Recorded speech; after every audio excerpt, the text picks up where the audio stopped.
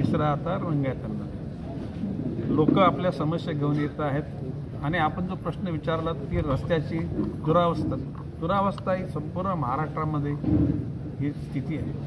पूर्वीच्या गाड्या कमी टनेजच्या होत्या, आता 100 टनाच्या गाड्या निघाल्या. त्याच्यामध्ये तो रस्ता त्या गाड्यांचा भार वाहून नेण्यासाठी सक्षम राहिलेला नाही आणि म्हणून आता नवीन सगळे रस्ते तयार होत आहेत आणि याच्यावर ह्या समस्येवर मात केली. मोठ्या प्रमाणात नोंदणी सुरू आहे. स्ट्राईक रेट देखील आमदारकीमध्ये जास्त मोठ्या प्रमाणात आहे. त्यामुळे कुठेतरी प्रश्न असं सगळ्याच पक्षांनी सक्रिय राहिलं पाहिजे, जनसामान्यांच्याकडे आवाहन केलं पाहिजे आणि आपल्या पक्षाच्या विचाराला लोकांची पसंती मिळेल असं प्रयत्न केला पाहिजे.